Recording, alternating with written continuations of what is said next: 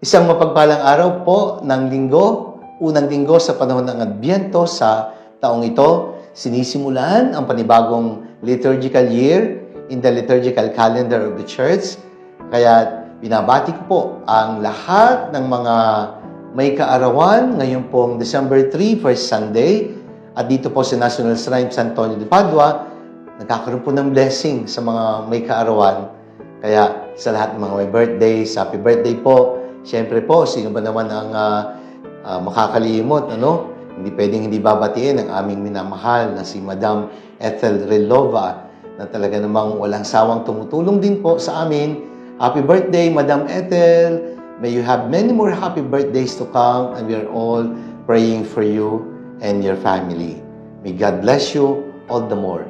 Pagbati din po sa mga deboto ni San Antonio ng Padua, mga viewers, supporters, and followers of our daily gospel reflection, sa mga tumutulong po sa mga programa at proyekto ng National Shrine of San Antonio de Padua. Yung po mga nagbigay na sa pamaskong handog at pampamilyang handog ni San Antonio sa darating na Pasko. Naku, maraming salamat po. Medyo malaki-laki pa po ang kailangan namin, pero kasama kayo at ang Diyos sa panalangin ni San Antonio, posible po yan. Kakayanin po natin makalikom ng 1,000,000. At pagbati din po sa mga members ng 1,000 Club of St. Anthony, sa mga bukas palad ni San Antonio ng Padua. Ayan.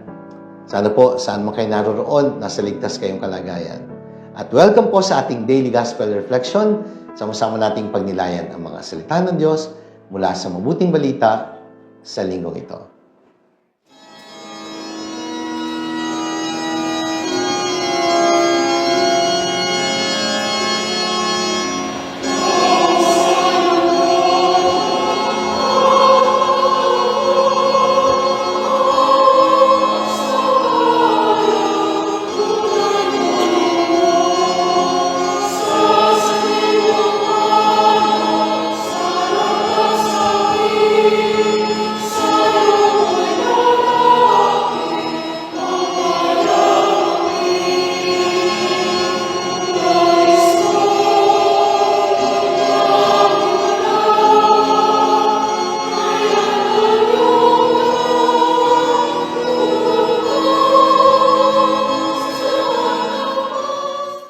Mga minamahal kong kapatid, ngayon pong unang linggo sa panahon ng Adbyento, pagdinilayan natin ang Ebanghelyo ayon kay San Marcos.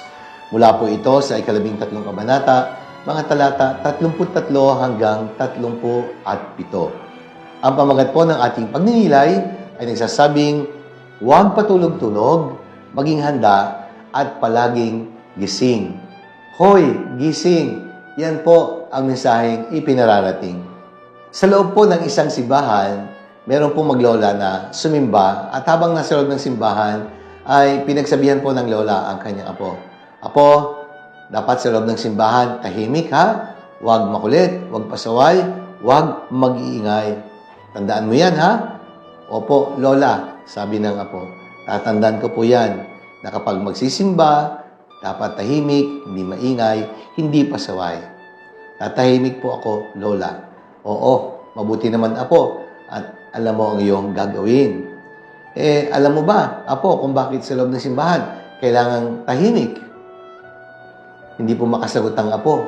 Kaya ang ginawa niya, nagpalinga-linga po siya at tiningnan ang mga nagsisimba. At ang sabi po ng apo, lola, alam ko na po kung bakit kailangang tahimik kapag nagsisimba. O bakit? Kasi ho, marami pong natutulog. Ay, nako. Oo nga naman, kapag may natutulog, bawal ang maingay, baka magising. Pero ang hamon po ng Adbyento ay isang hamon ng pagiging gising, pagiging handa, laging mapagbantay. Ang panawagan pong ito ay para sa lahat, sapagkat ang Panginoon ay darating na siyang hinihintay natin. Siya ay dumating sa pagkakatawang tao. Siya ay muling darating sa wakas ng panahon. At sa mga sakramento, sa mga tanda ng panahon, sa ating mga karanasan, ay patuloy pong dumadalaw at dumadating din ang Panginoon. Kaya sa panahon ito ng Adbyento, una po sa mga pagbasa, tinuturo sa atin ang unang aral na nagsasabing, ilagay natin ang ating pag-asa sa Diyos. Kaya sa unang pagbasa, mula sa aklat ni Propeta Isaías, pinapaalala po sa atin ang mensaheng ito. Ikaw lamang, Panginoon, ang aming pag-asa at amang maaasahan. Tangi ikaw lamang, yaong nagliligtas nitong aming buhay. Sa ikalawang pagbasa naman po, sa sulat ni San Pablo sa mga taga-Korinto, kayo'y aalalayan niya hanggang sa wakas upang matagpuan kayong walang kapintasan sa araw ng Panginoong Hesukristo.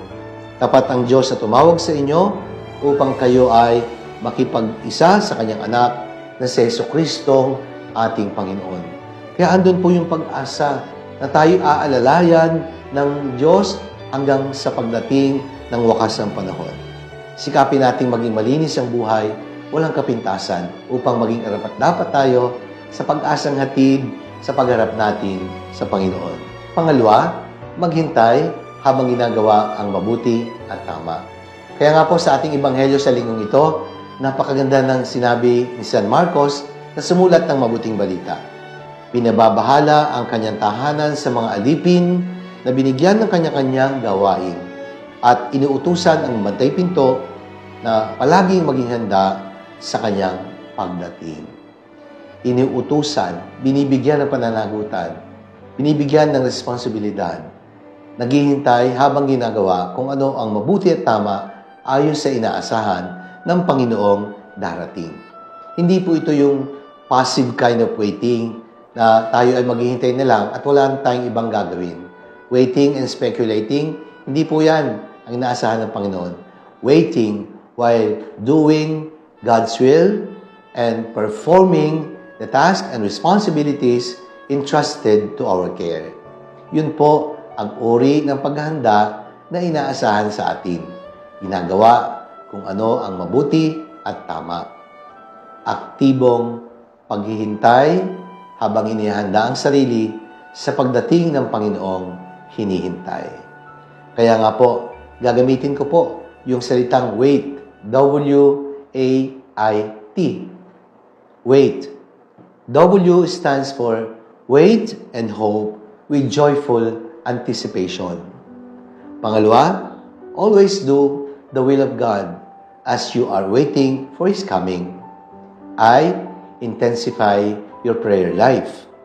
Wala nang higit pa sa mapanalangin uri ng paghihintay sa pagdating ng Panginoon. The Advent season can only be truly meaningful if as we are waiting, we are praying. Kaya ito'y tinatawag na prayerful preparation and prayerful anticipation for the Lord's coming. At ang panghuli, letter T, think of God and the salvation that He will bring at the end of times. Ang Diyos ang dapat nating hinihintay. Ang Diyos ang dapat laman ng ating isip. Ang Diyos ang dapat laman ng ating puso sapagkat siya naman talaga ang darating. Kaya sa puso at isip, sa ating mga gawain, ang Diyos dapat ang nananatili. Sapagkat kung wala ang Diyos sa ating ginagawang paghihintay, sino pa ang ating hihintayin? Sapagkat siya naman talaga ang talagang darating.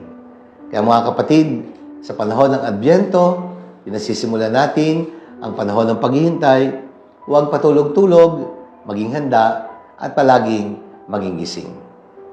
Manalangin tayo. Ama naming makapangyarihan, maraming salamat po sa iyong anak na si Jesus na dumating sa kanyang pagkakatawang tao at alam naming muling darating sa wakas ng panahon upang maging hari namin ng tukom. Gawin mo kami mulat sa katotohanan na siya ay dumarating din sa kasalukuyan ng aming buhay, sa aming karanasan, sa mga tanda, mga sakramento, sa iyong mga salita, at sa lahat ng sandali, sa aming kapwa, sa aming kapaligiran, sa mga tanda ng kalikasan, alam naming siya ay dumarating din. Amen. Maraming salamat po, mga minamahal kong kapatid. Sana po nagustuhan niyo at nakatulong ang ating pagninilay para sa linggong ito. Sakaling nagustuhan po ninyo at nakatulong, i-like po ninyo at i-share. Ibahagi po natin ang mensahe ng salita ng Diyos sa ating mga mahal sa buhay, mga kaibigan at mga kakilala. Let us fill the world with the message and power of God's words.